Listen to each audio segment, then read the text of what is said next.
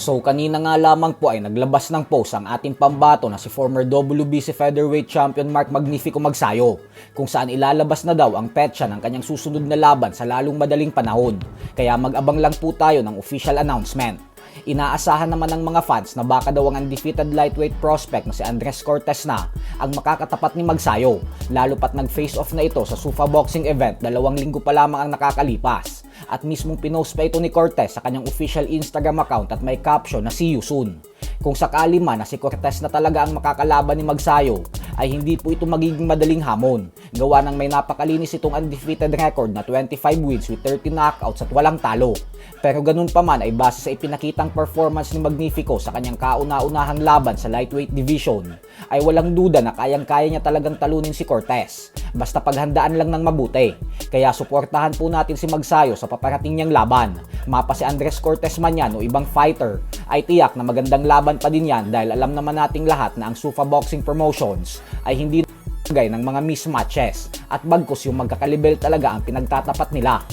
Sa kabilang banda naman mga idol ay tila ginaya naman nga po ang ginawang diskarte ni Eman Baco sa Pacquiao ng kilalang boksingero na si former world title challenger Edwin De Los Santos.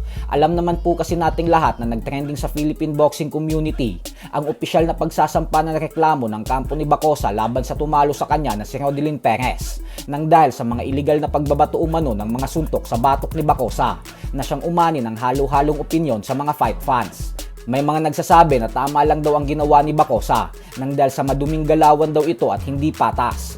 Habang may mga bumatikos naman at sinabing tanggapin na lang daw ni Bacosa ang resulta kasi maliwanag naman daw na talo talaga ito kung papanuurin ang buong laban.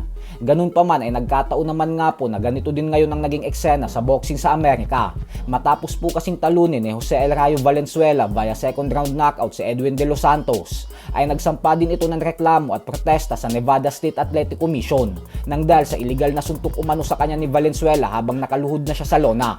Ganun pa man ay batikos rin ang inabot ni De Los Santos sa mga fans dahil nung una daw na magtuos ang dalawa dati ay ginawa rin daw ito ni De Los Santos kay Valenzuela nang mapatumba niya ito.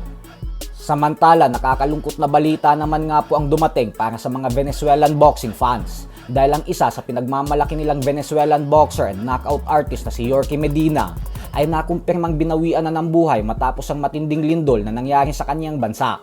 Umabot sa mahigit 2,000 katao ang nasawi sa nasabing lindol at kabilang na dito ang boksingero. Hindi rin agad nahanap ang katawan ni Medina kaya hindi agad nakumpirma kung buhay pa ba ito. Pero sa kasamaang palad ay pumanaw na pala ito. May napakabatang edad pa lamang na 28 anyo si Medina at may record na 18 wins with 50 knockouts at 4 na talo lamang. Nitong nakalipas na buwan lang din ay lumaban pa siya kung saan natalo siya via unanimous decision. Madami ang lubos na nanghihinayang sa maagang pagkawala niya gawa ng malaki daw ang potensyal ng fighter na ito.